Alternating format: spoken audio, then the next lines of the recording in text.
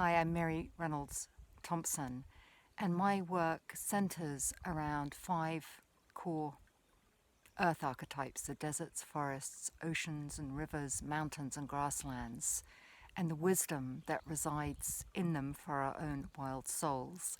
And recently I've been looking at this time of the coronavirus through the lens of these different landscapes, the wisdom that they have to offer us. And today I want to look through the lens of the oceans and rivers. So many of us over the years have really learnt to dam our own desires and hearts, and water really represents longing, emotion, feeling. And like water, our own emotions come in many different shapes and sizes, from the slow trickling of a creek that perhaps you can hear behind me, to tsunamis of rage and fear, to that frozen aspect of ourselves, to many, many different things, to the beautiful clear pools and the life-giving waterfalls. And so emotion is very mercurial. It shifts, it changes, and that's how it should be. You know, emotion really contains the word motion, and to be healthy and alive, our emotions need to move. But we've learnt to dam them.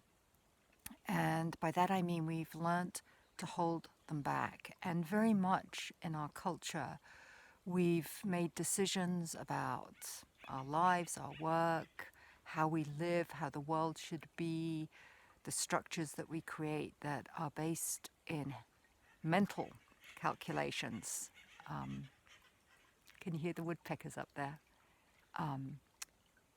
And reason and rationality, and these qualities, none of which are bad. It's good to be logical at times and reasonable and to use your brain, but not to neglect or to hold back and suppress the wisdom of our hearts.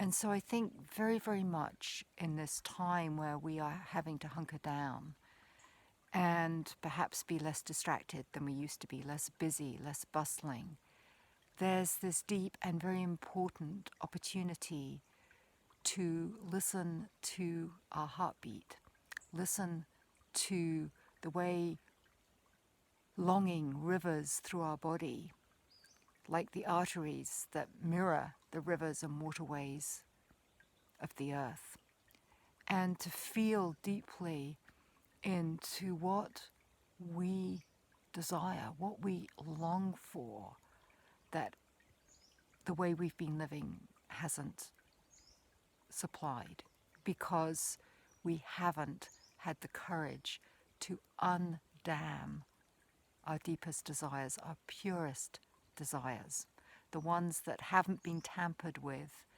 by culture, society, all the other things that tell us how we should feel, but our deepest, deepest feeling. And what would that be like, just to sit quietly and practice in this moment I feel? And it's hard because some of the feelings we feel right now are scary. You know, fear for our future, our friends.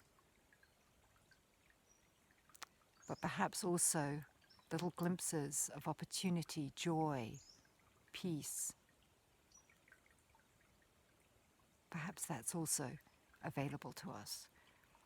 The other thing that I think is really important in this metaphor in the oceans and rivers is realizing that we're also witnessing the crack in the dams of all the structures that we thought were going to take care of us, you know, whether it be medical, social. We're not being taken care of. In fact, we are being swept downstream in a tsunami of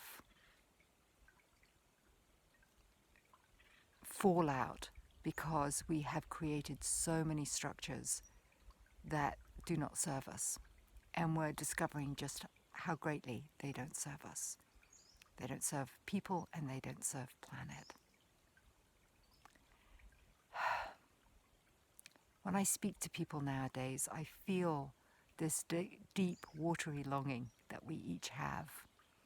to not go back to the way things were, to imagine for a moment that this terrible thing that is happening with all its cruelties actually also holds the possibility of something heart-directed, love-filled, passionate. But if that's going to be the case, if we are going to heal, then we need to feel. We need to allow whatever is in us, whatever is flowing through you to be. Don't trap it, don't judge it. Just observe it, know it, feel it.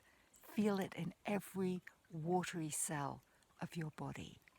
Because coming out of this devastation, we want people who know how to feel. And the oceans and rivers and waters of this world are all about coming alive. And as human beings, we are only fully alive when we are connected to our heart, when we allow ourselves the full spectrum of emotion that we contain.